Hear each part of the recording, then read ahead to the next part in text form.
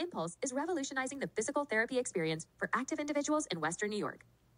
From marathon runners to warriors of the weight room, we've got you covered. Our cutting-edge technology takes sport-specific testing to the next level. Our patient-centered approach lets you drive your own recovery. You can expect individualized, one-on-one sessions every time you're here. And the game changer? Impulse is home to Western New York's only public board-certified sports PT. If you're ready to get back in the game, call Impulse today and mention Moneyball for $100 off your first visit. Hello and welcome to another taping of Moneyball. I'm very excited to have here the longest tenured Buffalo Bill, although that might sound very strange to him, Mr. Reid Ferguson. How you doing, brother? Good. Thanks for having me on, man. I appreciate it. Absolutely. My pleasure. Reid and I were talking very, very briefly before we started. I said, this is usually about the time I'm reading like Little Blue Truck or something. So if I start breaking into like a children's story, you know what's going on. And congrats, man. You said you had a couple of young ones yourself and you're living that life of very little sleep and a lot of chaos, right? Absolutely. It's like we were talking about, before we hopped on. It's a grind, you've got three, I've got two, and we're working through it. Every day is a challenge.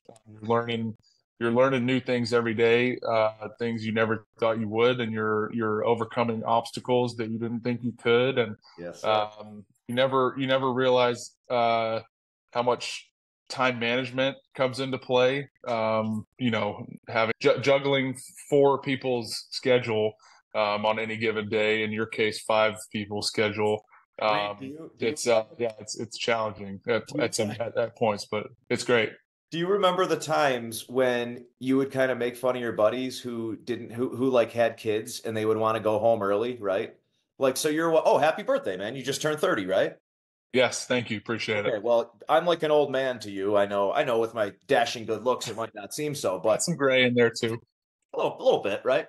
I'm like a Labrador retriever. They get a little gray in the beard. There you go. It's wisdom. It's wisdom, bro. So we used to say, my wife and I, we'd be out and somebody would have a kid or something. We'd be like, it's 9 o'clock. Like, where are you going? Right. And I wouldn't dream of going out at 9 o'clock. So no shot. I get it. You don't know. I always tell people, cause guys on the team say the same thing, get invited. Sorry guys, I can't make it. It's right during bedtime, whatever they're trying to do. Yeah. And I always tell them, I'm like, you don't know till you know. I've told guys, I'm like, you guys don't realize how much free time you have. You're worrying about, especially the single guys, you're worrying about one person and one person only. You might have a dog or something, but it's a totally different view, perspective than it is for somebody that is in our position with one or multiple kids. It's obviously, we were all there at one point, right? The thing that always strikes me is like when we're flying with the girls, and it's like, and we haven't done it a ton, but like my wife will fly to and from Buffalo for the season and stuff. I'll drive the car up or whatever. We've flown a couple times with the girls ourselves, and it's you appreciate like what people go through flying with multiple kids. Yes. When you're, you always get looks, right? People that don't have kids or whatever, they're trying to just enjoy their seat up in first class or whatever it is. Yeah. I'm sorry. Like, my daughter doesn't like flying right now. Yeah. She's going to cry a little bit. Like, it's just part of it. But you might get mad. Like, I'm sure I got mad at a crying baby at some point in my life. The parent doesn't want the kid to cry. Right. That's what people may not understand. No, you're trying to get the kid to quiet down too, right? It's not like you're encouraging them to be loud, to be loud, right? You're embarrassed enough as it is. Your kid's screaming. Exactly. Worse if you got a diaper blowout or something, because then there's trouble in Little China, right? Because now you're standing up and you got this, this little mini you in front of you with a full diaper, and the whole plane stinks. Because listen, it's not a big area, brother, right? I mean, we're dealing with a small area, but we could talk about poopy diapers all day, but let's talk about Reid Ferguson a little bit, man. I see you're from Georgia, right? Born and raised in Georgia. And born and raised just north of Atlanta. Okay. Braves, chop on, baby. There you go. There you go. Big Braves fan. Everybody usually asks why, because I'm in Buffalo, and TBS growing up. It was Turner Broadcast Station, got hooked on the Braves, and it's a Yep. Now if one of these three boys decided they weren't going to be a Braves fan, I might have to talk about where they're going to be going, what family to live with. So became like that, Usually everywhere in Buffalo, it's Yankees, Yankees, Yankees. So yep. Just north of Atlanta, and went to LSU, played college ball there.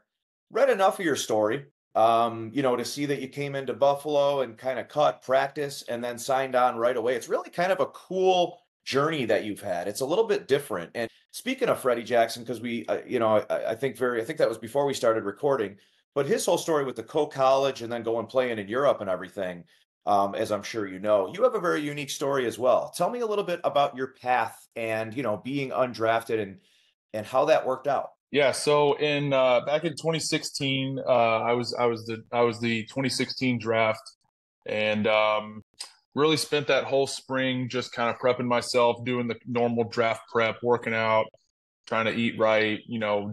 Had a couple of private workouts with some teams, and really just kind of went into draft day with. We had our own little big board, and ranked teams basically from 1 to 32. And this, based on, 5 or 6 factors based on, how likely, I thought it was that I could go in and win the job, right, as a rookie, which I already knew that, especially at our position, really at a specialist position in general, any of the three, timing is a huge, I think, a very underrated aspect of winning a job and staying in the league at these positions. You have to be available at the right time. Mm-hmm. And sometimes guys are maybe they call it quits too early, or they're a year late, or whatever it is. It's just the timing doesn't work out for some people, and it works out for some people. I've seen guys that hang out on the workout circuit for 5 years before they get signed to an active roster, and they've stuck in the league for a handful of years. There's so many ways to go about it. So I had, my rankings from 1 to 32 based on contract, year, however long that guy was in the league, years in the league. Sure. Did I have a private workout with them? How many times have they called me? All that kind of stuff. We came up with this ranking system, and Buffalo, we got through the whole draft. The Saturday ended, the day 3 ended, and I was like, all right, undrafted time. My agent started fielding calls, and Washington and Buffalo called me. And I think, I don't remember where Washington was, maybe like 12th. They were like top half, definitely top half. But Buffalo was like 24th or 25th, I think. Really? Not even, I don't even think I heard from them in the pre-draft process. And but they were offering me a spot with a little bit of signing bonus to basically compete through training camp all the way through preseason and stuff. And Washington kind of just wanted me for rookie minicamp. So to see if they wanted to sign me after that, I guess, to continue through the offseason. Now, who did that phone call come from? Oh gosh, I think it was just my agent. Honestly, okay. I can't remember who I spoke to. I think it was just one of the helper guys, one of the assistant, people at the time. I don't think he works there anymore, but my agent was the one who put it all together. So signed with Buffalo, spent the whole offseason up there working out, thought I was doing, felt like I was doing a good job, learning a ton. Garrison Sanborn was the snapper at the time. Colton Schmidt and Jordan Gay and Dan Carpenter were the punter and kickers up there. It seems like just trying to take it all. I know it seems like forever. Right. Just trying to take it all in and learn as much as I could, right? I knew, one of the things that they always tell guys every year during training camp is you're not everybody's making the team, right? Obviously, you get into this business, it's hard to break a roster, but in those preseason games, you're putting your tape out there for 32 teams, right? The team you're playing for, plus every other GM and scout out there that's looking for whatever position you play, right? They're looking to fill that 7th linebacker. They're looking to fill the sixth DB that's going to play special teams, whatever it is, you've got to put your best foot forward during preseason. So I felt like I did that, and the cards didn't fall the way, that I thought they would, unfortunately. And I basically went home. I think I had a workout actually a couple days after I got cut with Seattle. And they didn't sign anybody, but kind of just went home and hung out for like 2 months, and got called back to Buffalo. I was working out, kind of doing odd jobs, snapping and just staying busy, and got called back November 1st of 16 and signed to the practice squad, which, looking back on it, was a wild thing, because pre-COVID, when there was only 10 practice squad spots, like holding a specialist on the practice squad was just unheard. Like nobody really did that unless you had a guy was injured, right? And you needed to sign a guy. Because you're going to want to hold wide receivers, the skill. Exactly. Holding a snapper on the practice squad. Basically, I was there from like week 8 through the end of the season. Was just looking back on it, like I didn't realize at the time how wild it was, the situation I was in, but looking back on it, super appreciative of everybody involved, really. That following, so re-signed like a futures contract, I think. Sorry, I'm getting long here. That's all right. I'm very interested. Re-signed a futures deal after the season to come back and compete for the spot the next offseason. Really just tied me to the team. I think it was like a 2-year contract, but really just tied me to the team for that next offseason. I was just filling up one of the 90 roster spots. And I believe it was maybe sometime like late February or maybe early March. I was working part-time at my chiropractor's office, and I got a ding on my phone that they had released Garrison. Yeah. And my heart just like dropped. I was like, there's no, like, this is really happening. And I mean, the rest is history. Ever since, I'm living in it right now. I've been snapping for the last 8 years, so it's a blessing. It really is a blessing, and it's been crazy, awesome ride so far. That right there is what I was waiting for. That meat and potatoes at the end, because what an incredible journey. And listen, all kinds of people that I've interviewed on the show, from 12-year-old pro surfers to Reid Ferguson to whomever, right? And everyone has a story, and it's one of the things I always ask, not to be cliche or anything, but that story right there is motivating. Like, that's another type story that I would want, again, one of my or all of my 3 boys to sit and listen to, because that right there, it's like, I'm working at a chiropractor part-time, and I'm doing this, and look where you are. You're the longest tenured Buffalo Bill on the team, which is just incredible, man. And kudos to you. And you know what else with you, man? You've almost captivated the fans. I can tell you from experience being out there, and I consider myself a little old for the Mafia, but don't tell anybody that, because I'll get ridiculed. All my friends are Mafia, but never too old. I mean, I was the old school before the Mafia, I guess, but what I'm saying is you've taken on almost like a cult-like, man. I'll tell you what, you're way, way cooler than Garrison Sanborn ever was, right? I'm sure he's your buddy, but I'm sorry you are. And you have like this Jason Kelce-esque type. You hear your name, and I see interviews, and they're like, "Oh, Reid Ferguson's doing this and that," and it's just not something you ordinarily hear from a very unsexy position, right? Is that fair to say? Absolutely. You're bringing sexy back to the long snapper position, man, right?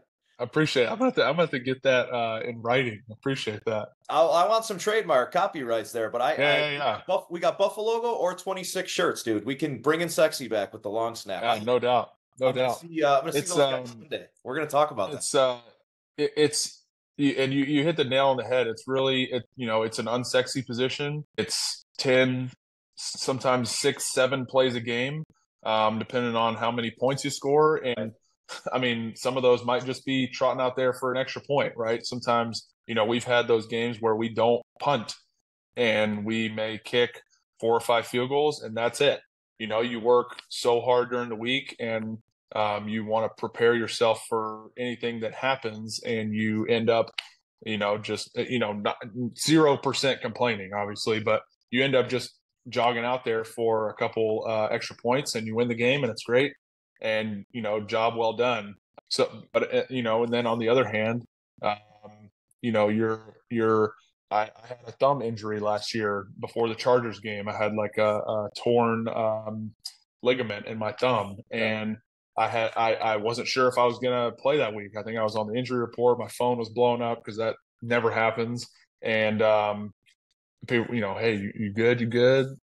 What's going on? I'm like, I hope I'm playing this week. And sometimes, you have the 0-punt games with four or five extra points and you win and it's great. And then you have, the Chargers game last year where I'm just like, I'm battling. Thumb is taped up more than it's ever been. I've got 1 day of practice of snapping because I was trying to rest it as much as possible. And it's like you're playing these mental gymnastics with yourself. Right. And of course we punt, I think like 3 or 4 times in the first quarter. And it's like, of course this happens, right? We ended up, we kicked the game winning field goal. It was awesome. We won the game. We got out unscathed. The thumb is fine, but like you never know. You have to be ready. You never know what's going to happen. You never know what situation you're going to be put in. I mean, there's plenty of film to look back on over the years. But Buffalo Bills fans know well. We've won a lot of games, but they're not. Sometimes they're blowouts, and sometimes they're tedious at the end. So you kind of got to be ready for anything, which is an exciting part of the job also. You said a couple of things there that really stuck with me, and the first was only 1 day of practice. So I think for maybe some younger football players hearing that and saying, assuming Longsnapper and saying 1 day of practice, I mean, his job is to go out and fire the ball back between his legs and somebody's got to kick the ball. And I love that you put an emphasis on that. You're obviously someone that takes a lot of pride in his job, takes a lot of pride in his work, his off-season routines, everything else, man. And what you said, missing 1 day or going to 1 day of practice, and you were super concerned about that. Tell anyone who's listening how important, tell everybody how important these practices are, right? And especially at an NFL level, because you're not playing pee-wee ball here. This isn't Pop Warner. And missing a couple of practices, that's why, you see injury reports and they say, oh, if he doesn't go on Thursday or Friday, he can't go, right? Dive into that a little, man. Tell me why it's so important, every practice during the week. Yeah, so a lot of it has to do with the game plan aspect to it. You can, and some of it, there's a lot of factors that go into it. The status of a player, the veteran status, if they're a younger player, if they're an older player. If they're an older guy, they may be able to miss a Wednesday, Thursday, still go through like a Friday lighter practice and make the game and do, Saturday walkthrough because they're still watching film. They're on Wednesday, Thursday. They're out there getting the mental reps. A rookie, a younger guy might not be able to do that because they don't have as many game reps under there in the game plan, the knowledge of the game. And if they're playing a division rival, what they're going to throw at you more often than not. So they the veteran guy can afford to miss that extra day, whereas the rookie can't. So a lot of it has to do with the game plan aspect of it, but a lot of it, and especially for the offense and defense, but for myself, it's really getting the when we go out there and we practice punt, right? We get looks from the scout team on different rushes that the team that it's not always just what the team that we're playing is we think that they're going to give us or what they've shown on film. Okay. Sometimes it's rushes that we saw the week prior, or sometimes it's rushes that we've saw from teams that gave us trouble. Okay. That we just want to keep working on, or working through our rules and our responsibilities and stuff like that. Communication.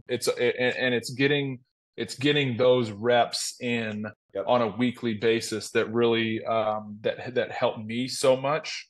So it's not do or die, right? If you miss a week of practice, you should be able to get through a game. Right. It's really just from a comfort level standpoint of seeing on you sit there on Monday and Tuesday and you do your film study for Wednesday's practice, right? You're like, okay, we're playing the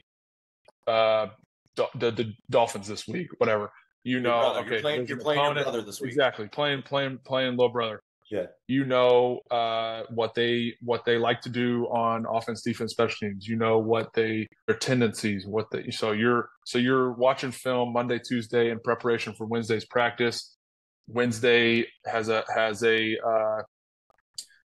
crossover to Thursday. Thursday has a crossover to Friday. It's a domino effect, right? So you just want to make sure you get those reps in. Speaking for myself, I want to make sure I get those reps in because it helps me feel prepared for Sunday night, Sunday afternoon, whenever we're playing. Yeah, that's the long-winded answer for why I don't like to miss practice. No, listen, it makes a lot of sense, and I'm glad you answered it that way, to not give a one-word answer, right? Because it makes sense what you're saying. Another key thing I picked up there is we were saying, okay, let's say we're preparing for Miami, and you feel like you have Miami figured out already. Well, okay, this is what they're going to be bringing this week. But remember 2 weeks ago when we kept missing an assignment when we played New England? Let's go back to that, right?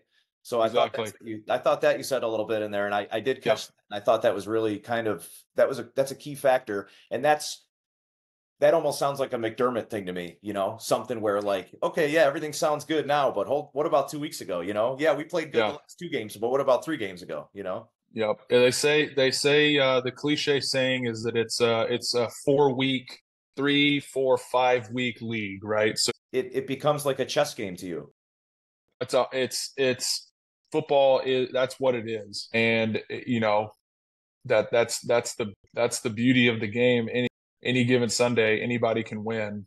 Yeah, I mean, and that's why I call it a chess game, is because it's mental gymnastics. You're figuring out what is that one piece we line up with. I won't keep you here all night, but if you don't mind, a couple more things. You're good. I know you're very, very big with the salute to service, and veteran part of things, and I truly, truly respect that. There's no reason in the world we shouldn't be supporting our troops. And when I saw that you were a big supporter of that, and I think you surprised some troops with tickets a couple times, out of your pocket, and just wanted to say kudos and respect, man, for that. Do you have family military background? Yes, some uncles and grandparents that served, and I think what was really cool this past season, it was for the Chiefs playoff game.